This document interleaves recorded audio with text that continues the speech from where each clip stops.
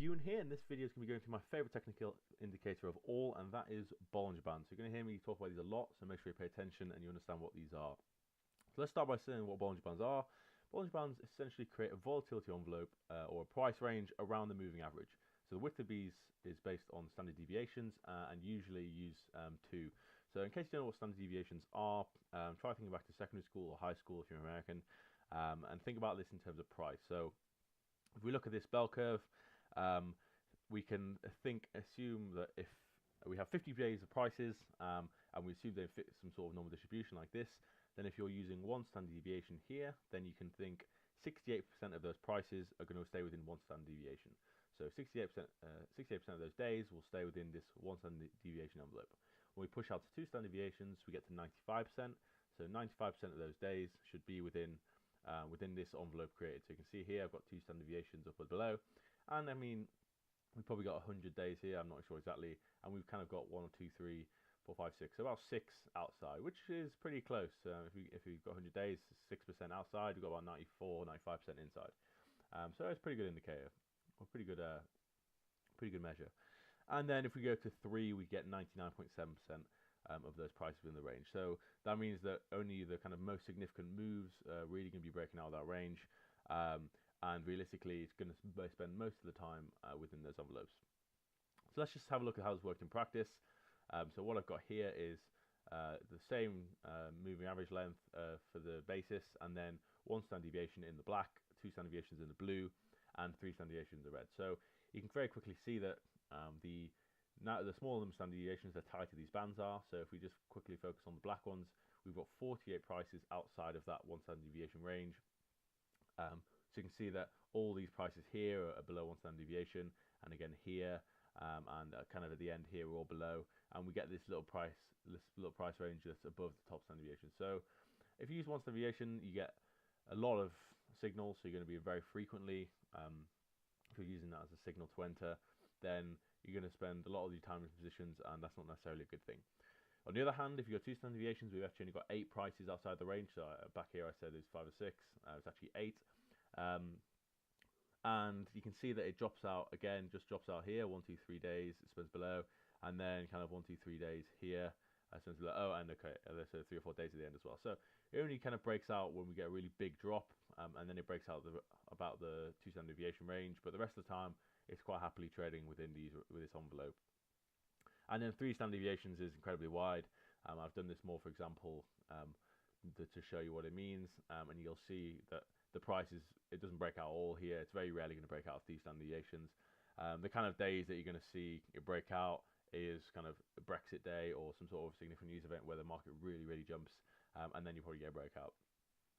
So you can very quickly see that the lower the standard deviation, then it's much more responsive than the wider ones. But although it means you'll enter a trend earlier, you'll also be trading more frequently. So you'll get caught out of a lot of false moves. So this 1 standard deviation is going to pick up every kind of slight deviation from the norm, and that doesn't necessarily mean there's going to be a start of a new trend or a good move. So let's just have a look at this in action. I've got the chart for gold here. So if I zoom in to a period here, let's go this trend on the left hand side, because we actually get breakout 3 standard deviations. So again, I've used the same color scheme. I've got black is the inner 1 standard deviation, then we've got blue is the 2 standard deviations, and red is 3. So if we imagine we're trying to trade this trend here, you can see back up here we get a breakout of all 3 standard deviations. It breaks out the first standard deviation on this day here on the 11th of February, and then 3 or 4 days later it breaks out of 2 standard deviations, and then we actually do get a breakout of 3 standard deviations. And then this whole move comes down, and if you're trading on the 1 standard deviation, I mean the moving average is the same the whole way, but it's actually, if you're using 1 standard deviation, it's actually dipping in and out all the time here. So you can see this black line here, the price is moving around it all the time. So we're kind of at the extreme end of this 1 standard deviation range for most of this move. So if you were just trading breakouts on this, you're actually going to be entering very frequently, because every time it's breaking out, you're going to be entering, and it's not necessarily a very significant price breakout here. So you can see this kind of consolidation range is actually occurring below the 1 standard deviation, and that doesn't necessarily mean that we're in a trending period here, because we're very much not. We're kind of in flat for two months here. But if you look at 2 standard deviations, it actually spends most of the time within the 2 standard deviations, and obviously if it's within 2, it's within 3 as well. So let's have a look at this in terms of the trading system. If I just flip back to the guide here, we've got a good example of a system, how you trade a system here. So it's a price breakout strategy. This is very similar to what I trade myself. So if we just look, we're going to be selling on a breakout and buying on a breakout as well. So selling on the down, if it breaks on the downside, and buying when it breaks on the upside. So if we go back to this example here, I'll just get rid of, we'll just use one example first. So if we were doing this for, let's pick a period, let's just zoom in and go back to here. So if we were using this strategy, we'd be selling on this first breakout here. Let's just start from this point. We'll be selling here because it's broken out of one standard deviation, and then we'd be selling again on this breakout here, and again on this breakout here. So you can see very quickly they're actually breaking out very frequently, and depends on your exit strategy. Make sure you do check out the exit strategy guide, because it's very important for how you're going to trade these systems. For example, for this, you might use a moving average exit, in which case you'd actually sell very early here, and then you'd be closing out when it crosses back up over here. But the problem is, when it comes to a period like this, when we're actually very flat, one standard deviation means we're kind of buying straight away, and then we're selling, and then we're selling again, and then we're kind of buying and selling. So we're going to be in a lot of positions in this consolidation region here, which is not what we want to see. And because you're going to be giving away a lot of your profits that you make on this period here, in this period here. So you will kind of want to avoid using too tight a standard deviation for this reason.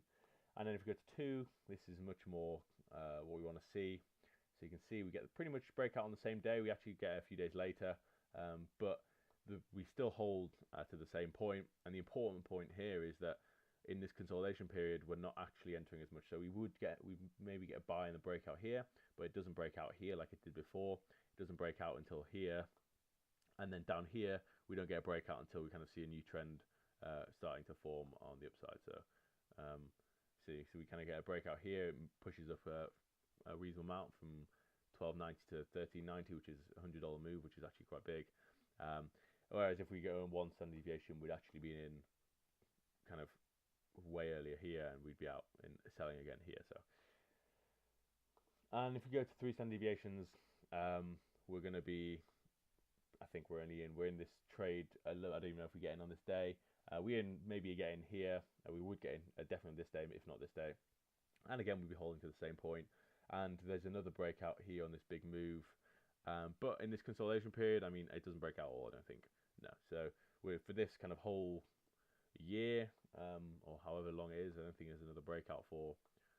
I mean, we get a breakout here, so that's nearly 2 years later. But we wouldn't be entering a single position in this period. So that is one upside.